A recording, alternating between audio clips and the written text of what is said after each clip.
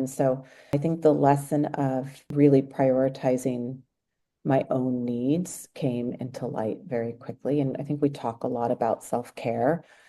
And I think that gets confused with things like maintenance, doing our nails and massage and all of those things that are, that play an importance. But what I was talking about was like totally soul caring for myself, soul caring for my boys, for my husband.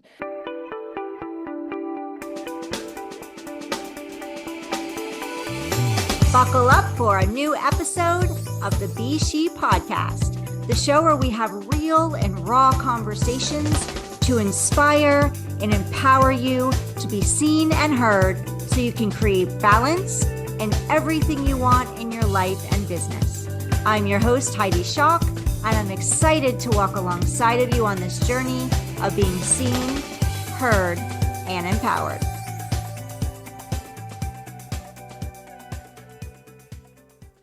Welcome to the S.H.E podcast. Be seen, be heard, be empowered. I'm your host, S.H.E, and I'm excited to be joined by my special guest, Sarah Gibbons, today. So welcome, Sarah, to the S.H.E podcast. So excited to chat with you. Thank you, Heidi. I'm excited to start my day with you. Thank you. And before we dive in, I'm just going to give everybody a little background about you, Sarah, and then we'll jump right into all the goodness. So Sarah Gibbons is an accomplished executive coach and founder of Sarah Gibbons Co, a global coaching practice dedicated to helping individuals and organizations unlock transformational leadership. With over 15 years of experience, she has worked with top executives and creatives from leading organizations like Starbucks, the LA Clippers, and TBWA Chiat. A former tech industry leader with roles at Amazon, IMDb, and Fox Interactive Media, Sarah transitioned her career after earning a master's in spiritual psychology. So Sarah, can you share with us with what you do now, your coaching? Is this something that you've always wanted to do? Have you always wanted to be an entrepreneur, or has this something that's been unfolding throughout your journey? Great question. So thank you for having me. And I would say I did not wake up and graduate high school and college and think I'm going to go be an executive leadership coach. I didn't know what I wanted to do. I knew that I loved communications. I loved being in conversation with people, and it was important to me to make an impact. But I did not know that this was the career that I was going to end up doing during the last 15 years of my life and continue to plan doing. And as we know, if you're starting to be an entrepreneur or starting a business in general, everything's about evolution and being flexible and seeing where to go next, right? The growth that we can have. So can you tell us how you got started in your corporate journey? My corporate journey, I can. Let's see. So I had the good fortune of being in Seattle when I graduated. I grew up in Seattle, and I graduated from college at University of Washington. I didn't know what I wanted to do. And I remember I was living at home right after school, and my dad sat me down. He said, okay, you can absolutely live here while you look for your first job, but after 6 weeks, you will start paying rent. So I was motivated. Mm-hmm. And I ended up getting a job at a little company called GoToNet. And that was in 99. So that was the start of the .com era. So I was in the right place, right time, and that led me to a little company called Amazon in 2000. And so I started my corporate journey in Amazon. I was interviewed by a man named John Gibbons, who actually didn't want to hire me, but because thank God they do an interview loop there, and everyone else wanted to hire me, I got the job. And I ended up obviously dating John, and we got married, and we've been together now for well over 20 years. And share 3 boys. But I was really, I think, lucky in a lot of ways that I started at a company like Amazon, and it was such early days. And Amazon owns a company called IMDb, which is the Internet Movie Database. And I had a love for movies. I loved fast pace. John and I started with a few others their online advertising program. So we were traveling a lot. And I loved that aspect. I loved the aspect of meeting people from all over. That was quite cool. The other thing that I noticed early on, though, is that I loved my independence. And at the time, early days at Amazon, you could work from home when you wanted to. You could start at home and then go in later in the day. And so I always gravitated towards being in charge of my own schedule. So I kind of had an inclination that at some point I would be doing my own thing. I was not someone who wanted to be sitting at a desk from 8 to 6. Yeah. I was going to ask you what inspired the transition from leaving corporate and moving Yeah. into the coaching space or entrepreneurship? Yeah, I think there were a couple things. So John and I left Amazon because we were starting to date, and I was at Sundance Film Festival for work, and I ended up meeting the founders of MySpace, and they were like, we need someone to open an office in Seattle. So that was very much early days of MySpace. And then we ended up moving to the UK and living in London, and John was opening an office for IMDb and Amazon, and I was helping manage the ad sales team over there. And what was interesting is when I moved to London, they're very much, at the time, they were very much about an office culture. Mhm. They wanted everybody in. I'd lost that flexibility and freedom. Mhm. That did not go well with me. I loved the people, but I didn't want to be in an office. And then we had our first son over there. And after I had Levi, I realized that what was really important to me was being able to have the flexibility to be with my children. So at Mhm. the time, I just had Levi. I also liked to beat to my own drum. And so I ended up meeting a woman over there who had just launched a blog at the time called Baby Chino, which Baby Chino Kids then went on to be quite a successful business. And so I became colleagues with these four women, and I left the corporate world then. And so I dipped my foot into it. At the same time, I sort of feel what it was like to not have a paycheck.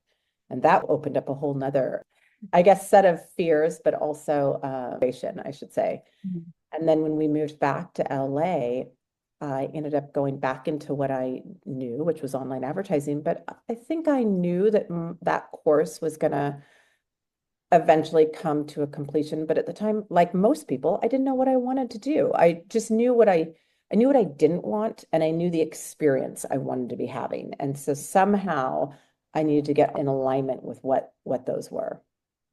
So I love your journey. You left the country, and it sounds like you were in the virtual space before the pandemic, long before the pandemic Oh, yes. thing. Yeah. Yes, yes, for sure, for sure. Yeah. So when the pandemic hit, it was just you've been here, done that before. So can you tell us more about your company, what you do, and how you help people in your coaching?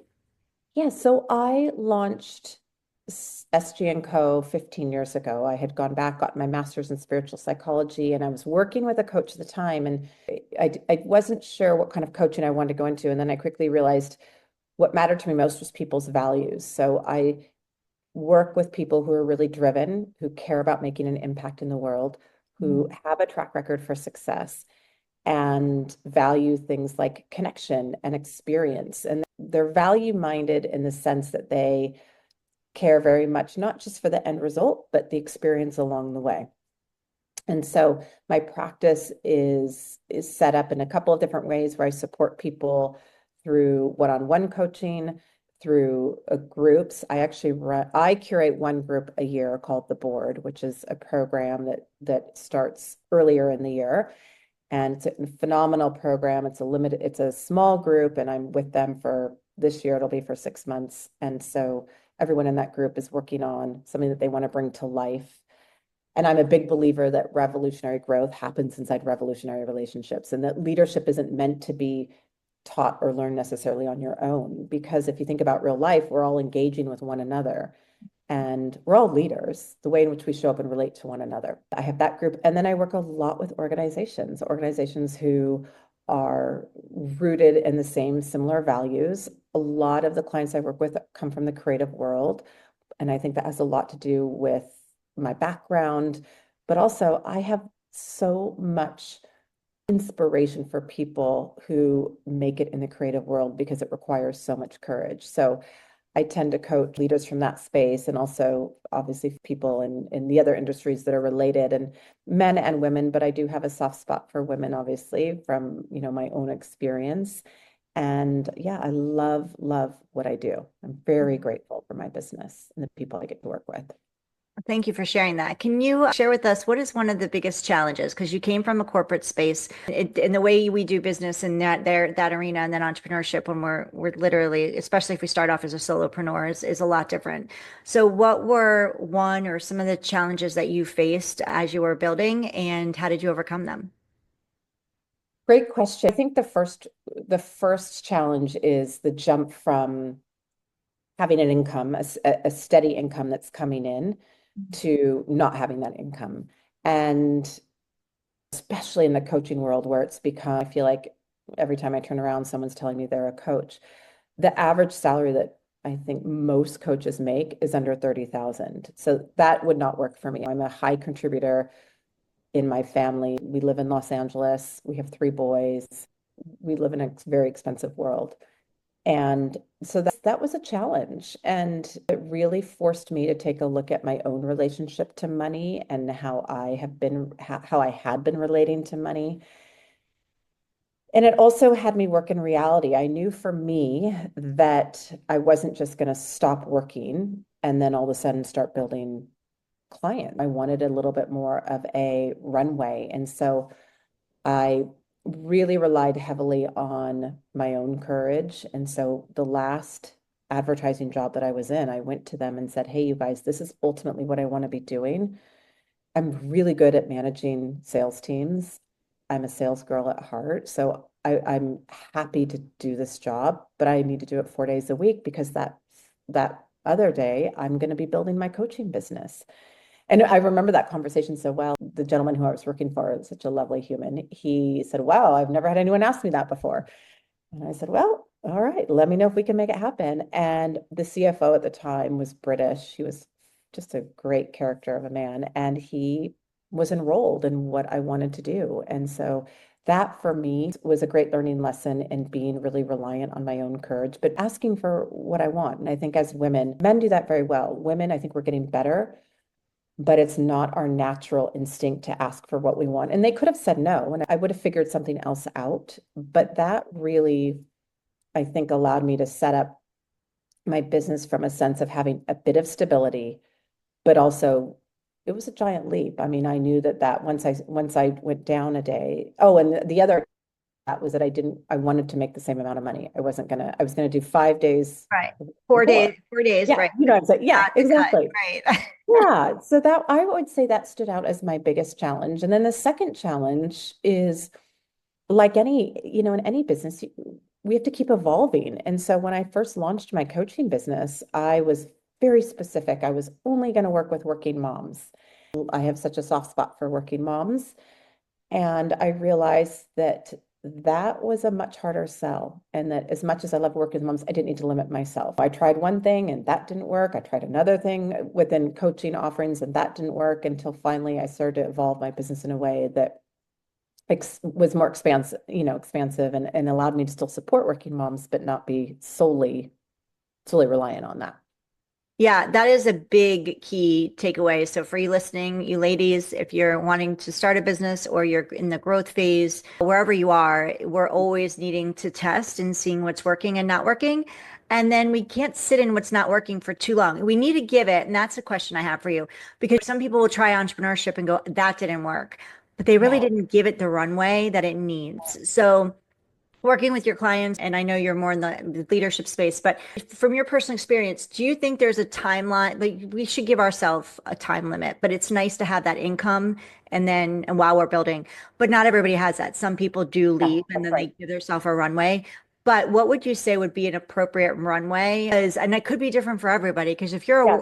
a mom, a stay-at-home mom, your runway may need to be longer, Mhm. especially if you're a mom of infants, because you've just Yes. got so much on your plate. And if you're single with no children, no responsibilities, no partner, that runway could be okay. You can make it because you can work more. So maybe you're making it a little shorter. But I'm just curious of that, or if you're like me, it's different for each person. Yeah, think you hit the nail on the head. I think it is different for each person. I mean, as a young mom, I mean, I had three boys, four and under, and those were difficult days. So I think it's more or less about time as it is about, I really believe we have to work in a sense of reality. We don't want to get to the point where we're accruing debt and we are so stressed out because we're trying to make this thing work. So I would say the measurement is more about your energy and how you're relating to it. If we get to a place with a business and we're at the point where maybe it's only been 6 months, but someone's completely stressed out, they aren't sleeping, they've accrued debt, I would say it's probably time to evolve in a way, but really only we know that, and that's different for everybody. But I would say I would measure it by energy and the impact that it's having on you, and vice versa. Like how much energy do I am I losing my steam with this, or do I still really feel committed to this? Yeah. I think it's very black or white. Yeah, and learning how to pivot like you did. You had a passion for working moms, and we definitely want to be working into our passion. We're an entrepreneur. We Yeah. don't want to be doing what we're hating. Otherwise, you're going back to a job, right? Mhm. So this should be something you're really passionate about. That being said, it has to be viable, and it gets to be, so you want to make sure that who you're reaching out to, who your ideal client is someone who has the time, if it's heavily time invested, and or the funds that they can pay you, because you do get to Yes. get paid for your services. I love working moms too. I'm a single mom. The reason I started with my business was because I wanted to be home with them. I had been a stay-at-home mom. They were young, 6 and 7, 5 and 7. And I'm like, okay, how do I continue this staying at home? And my journey involved working 2 jobs as I was building, and then finally had to, due to my son's circumstances with them, literally walked away and went full on with this. And that was scary. But yes, love working moms too. But there's a lot involved there. So how do you juggle the momship with the entrepreneurship? How did you Oh do my that? God. Well, let me preface this by saying I'm still figuring out. I don't have it all sorted by any means, and my 16-year-old would be the first to tell you that. So we have a 16-year-old, almost 14-year-old, and then a 12-year-old, all boys. I am very fortunate that I have a partner, my husband, who's involved. And so I have someone to fumble through this experience of parenting together. But I think when it comes to the parenting and work, I think one of the things I did figure out early on was that the word balance didn't exist for me. It was more of a relationship between the two. And so I got clear on having boundaries. When I'm working, I'm working. When I'm with the boys, and I want, and the times that I feel are really important for me to be with the boys, which is when they get home from school, having those moments to connect with them and obviously help with homework and activities and whatnot, that it never seemed to serve me when I would try to be working on work on the side, whether that was answering an email or thinking. It felt like I found my anxiousness ramped up.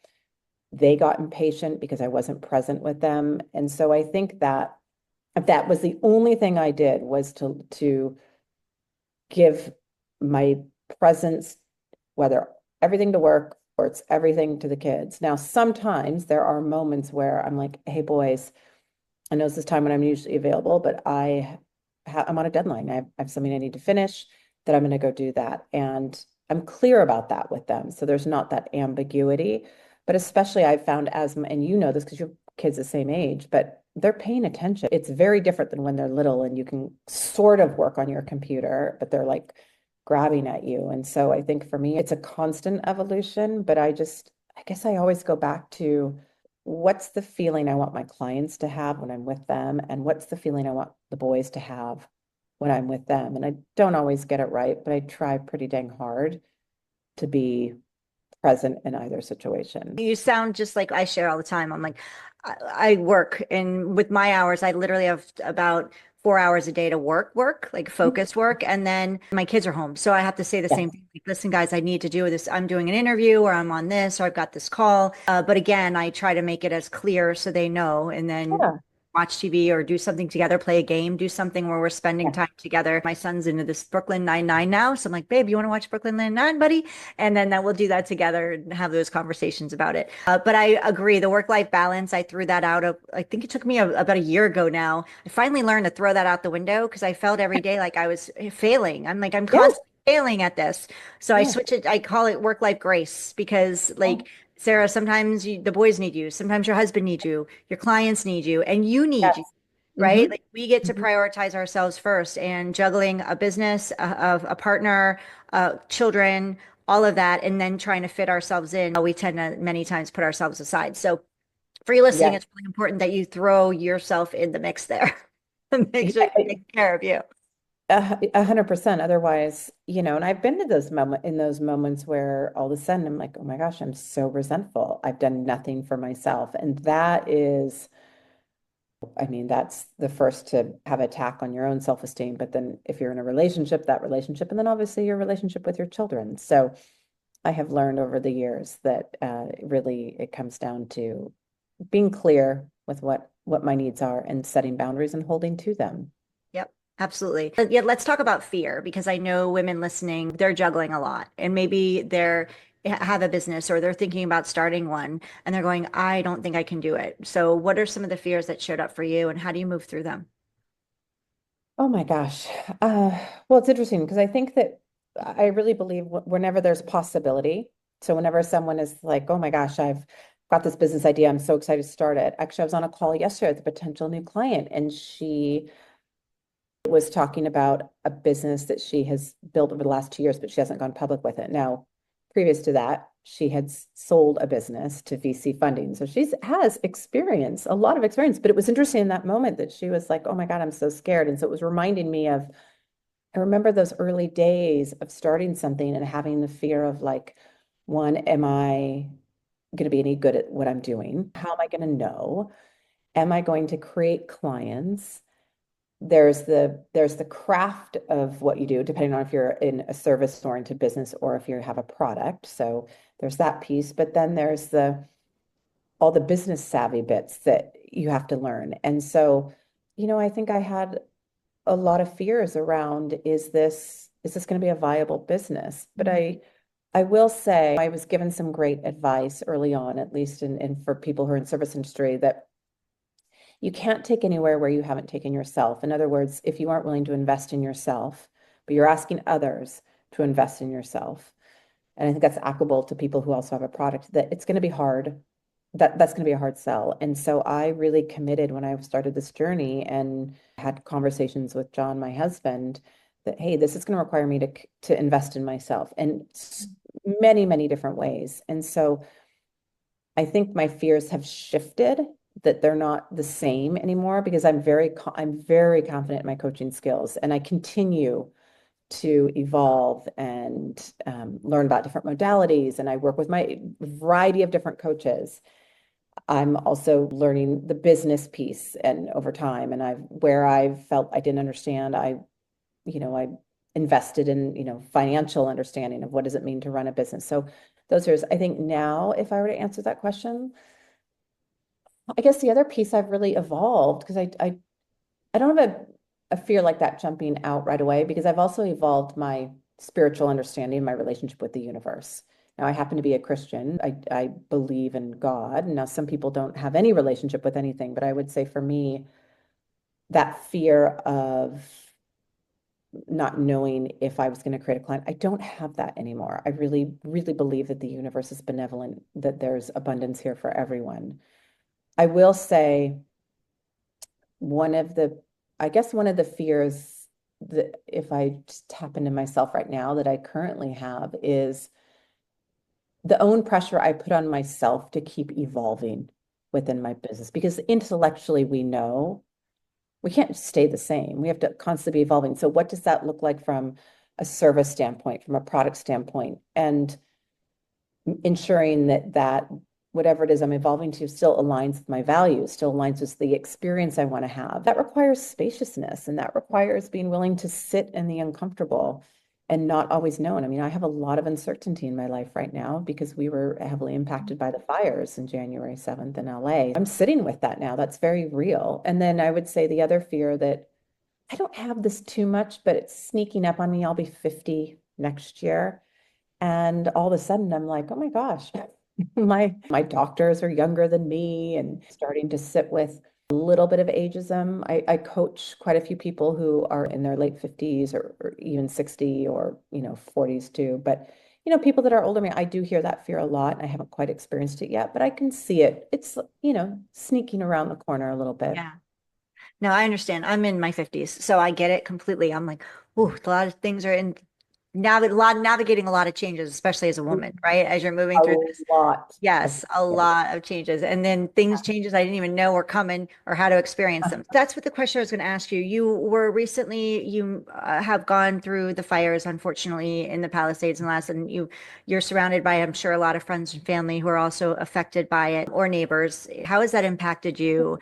And anything that's shifted in you since that experience? My heart goes out to you and everybody involved. It was just watching it. And I'm in Florida, so I'm not even like all I could see was what was on TV Yeah. or on social media. So I can't even imagine being standing in it and what that was like. How did you navigate that, and how has that impacted you now going forward? Yes, thank you for asking that. I just so quick context, the fires happened on January 7th. We've raised our family in the Palisades for the last 13 years. So our whole community is there. Palisades is very much a small town within West LA, Santa Monica, in between Santa Monica and Malibu. And so, the kids all walk everywhere, everyone knows each other. And it's still very surreal. It's been almost 2 months. My house is still standing, which I'm grateful for.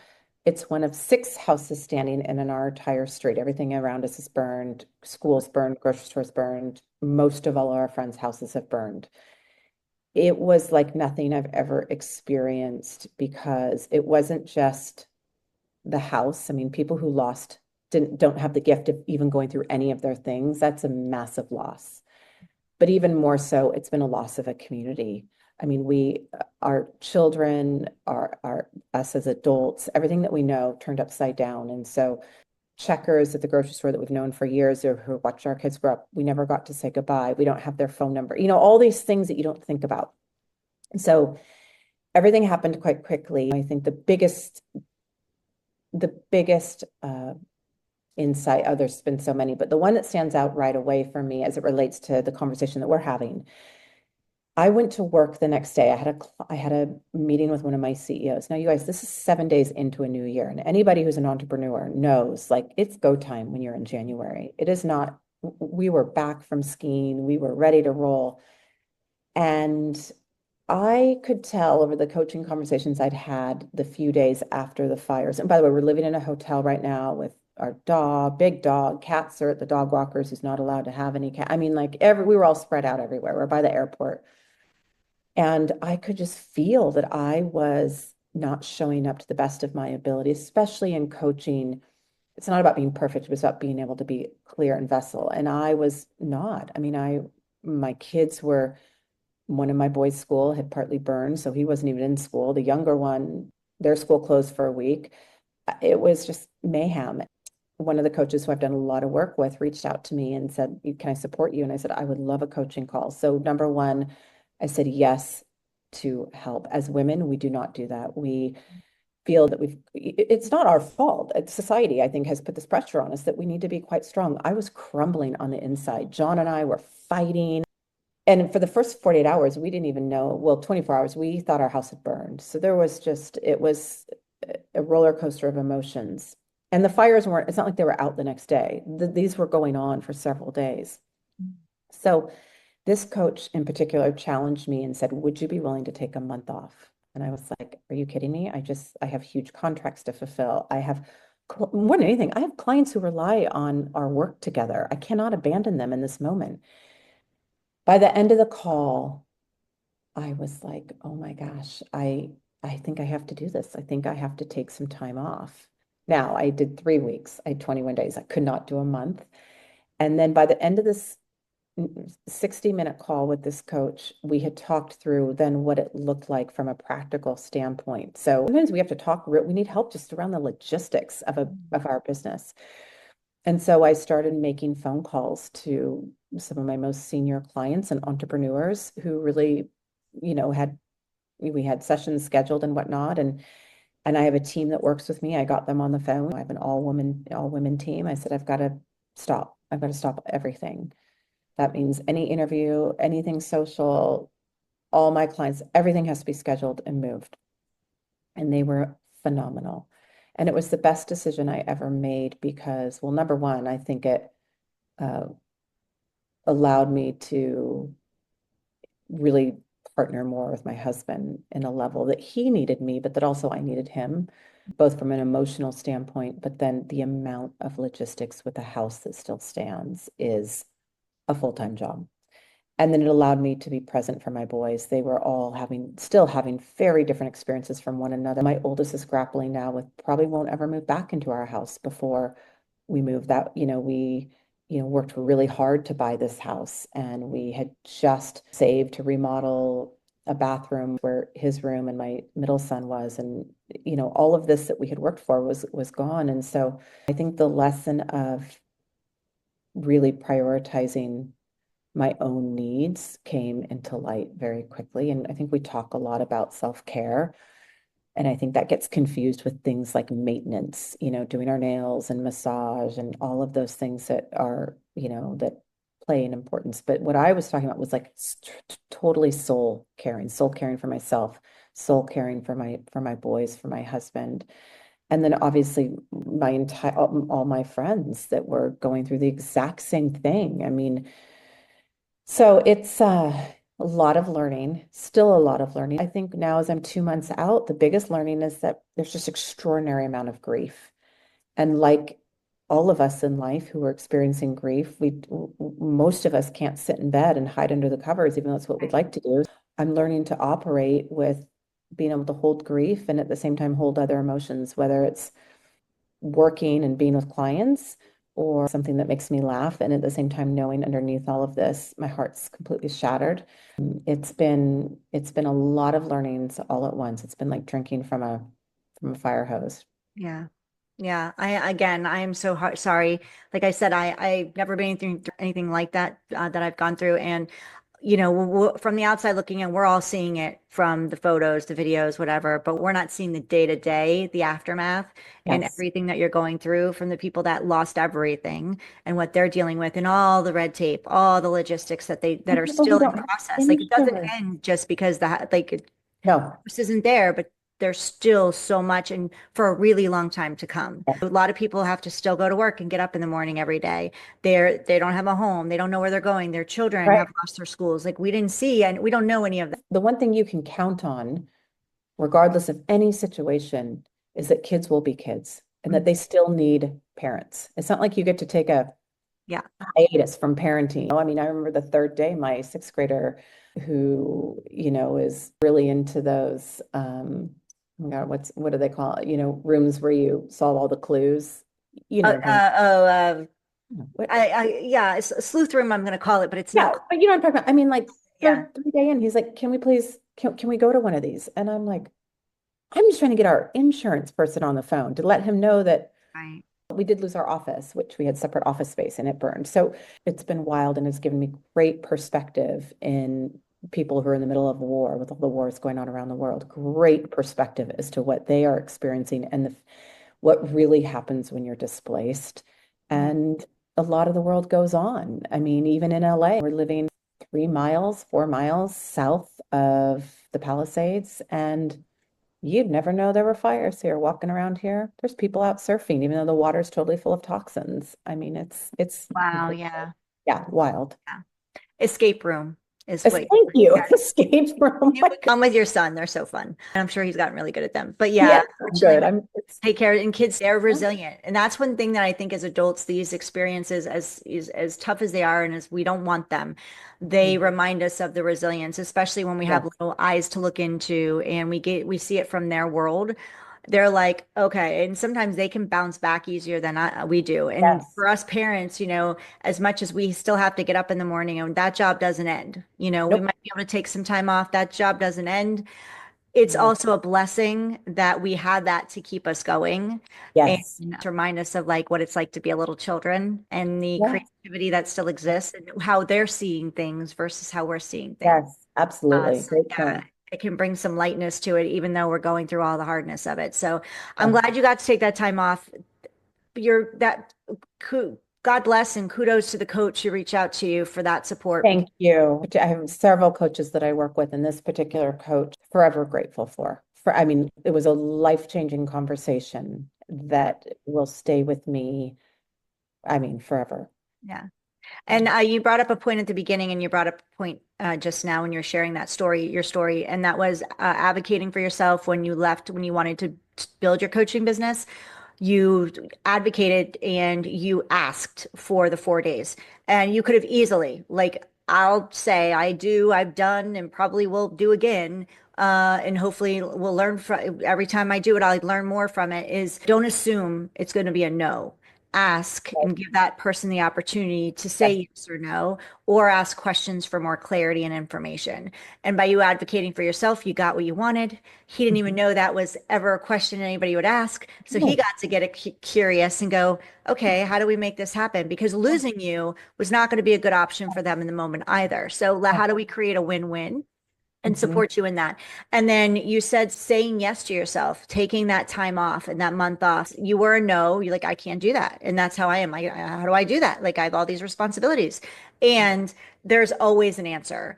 And it's just a matter of talking through it, spending time on it, not reacting in a rush, giving yourself the time and space to navigate it and go, okay, how, if I could make this happen, what would that look Yes, like? And then asking your clients for that support, like yes. asking for your needs and creating those boundaries and saying, I need this now. And I'm sure all of them, if not most of them, if not all of them, were like, absolutely, you need to go do what you got to do. That's a very amazing gold nugget to take from this episode and from your story and from you being here. So thank you, because that's important for you women who are listening to make sure that you're doing that, both in your personal relationships with your partner, both with your kids, having these conversations, asking them for help too. I'm always asking my kids for help lately. Like, you guys, I need the help, please. And people want to step up, but they also are afraid to ask sometimes because they don't want to step on your toes, or they know And they you're don't independent. know. We You don't don't know how. know. So, Right.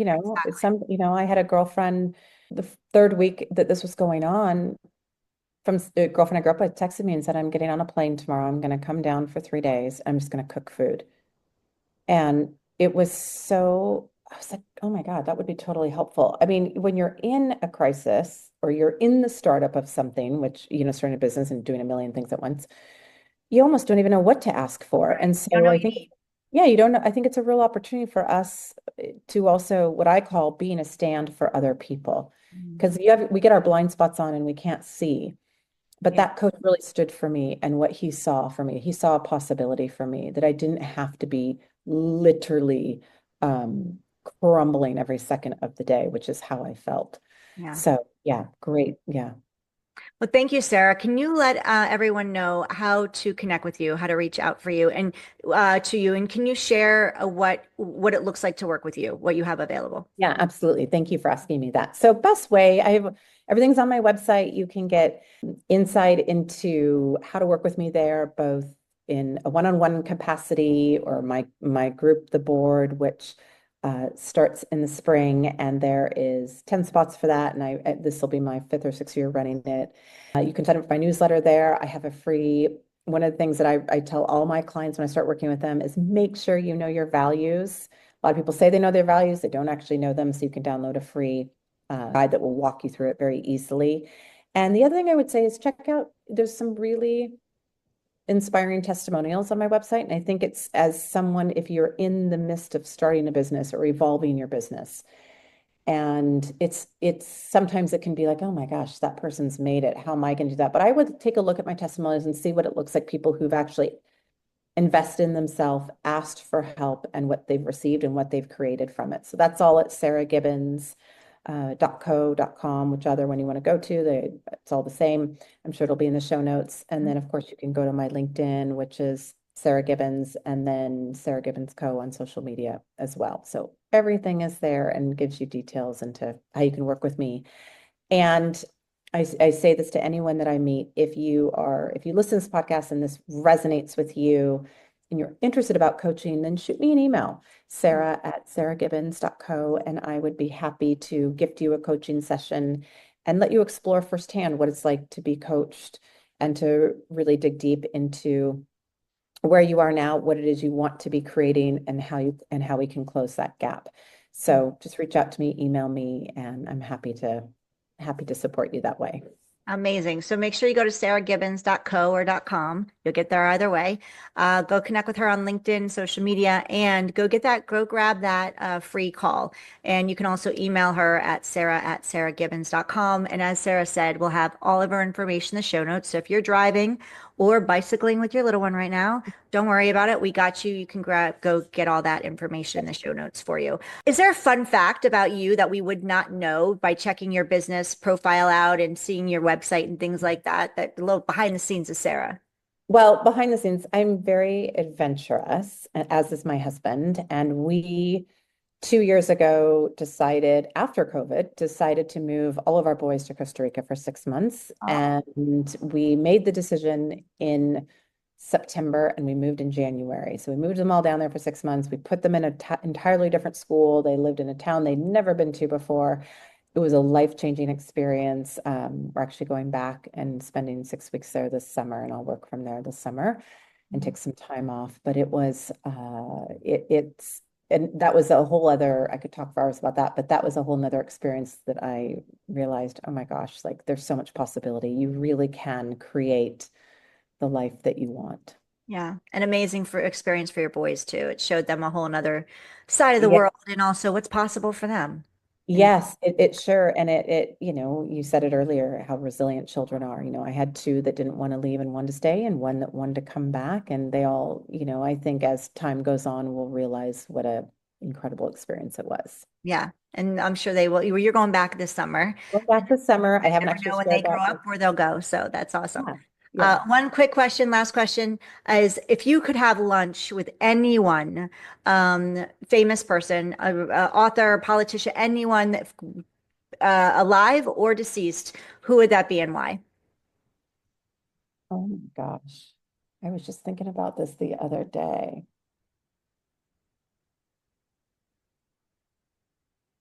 Celebrity, anybody. Yeah, who would I sit down Historical with? figure. Yeah. This is just what came to me, and I don't know where this came from. Well, I do kind of know. I'd probably sit down with someone like Harriet Tubman, and she came to me because obviously with the political state of our world right now, I think I've been thinking a lot about the history, particularly of the US, and I've always been fascinated by the Civil War and her story and the courage that she exuded at the time that she was alive and what she did for particularly for African American men and women. So I think I'd love to sit down with her and find out That like, would be a great conversation. tell me And what it's I'm sure she's an incredible woman too. Like the stories she has. I mean her stories Yeah. and like I mean talk about risk taking. Mhm. I'm sure that there's lots of people in the creative world I'd love to sit with, but there's something about her historically that would Yeah. just, I think, move me to tears. Well, thank you for sharing. I love it. I love the answers I'm getting. They all blow me away. So thank you for that so much. Thank you again for joining me. Is there anything else that you'd like to share that I didn't ask you or we didn't talk about? I think you hit everything, Heidi. I would say if someone is starting to feel that calling and they want to start something on their own and they feel so overwhelmed, um, start with baby steps. The baby step. The more that you can just get clear on that very next step, then let that inform the next step. You don't have to have everything mapped out. I've been working off of a business plan of one or two sentences of I love to meet interesting, cool, creative people and help them remember who they are. And that has worked for me. I've built a very successful business on a very simple business plan. So I would say baby steps. Amazing advice. You heard it from Sarah here, Sarah Gibbons. Less is more especially when you're starting, and don't overcomplicate things. Keep it super simple and just hit the ground. Just do something, take action. So thank you, Sarah, for being here again with me today. I'm Thank so you, grateful for Heidi. your time. Thank you for listening to Sarah and I on the Be She podcast. If you're watching us on YouTube, please subscribe and leave a comment for Sarah below. If you're listening to us on your favorite podcast platform, Apple, Spotify, Amazon, all the places, and you can leave a review, please do. It helps us get the word out to more people to share the my amazing guests and this podcast to the world. And if you loved what you heard today with Sarah, please share it to a woman that you know that needs this information, that needs to hear from Sarah, and share it with them. So thank you for being here on the Be She podcast. We will see you on the next episode. In the meantime, empower yourself to be seen and heard.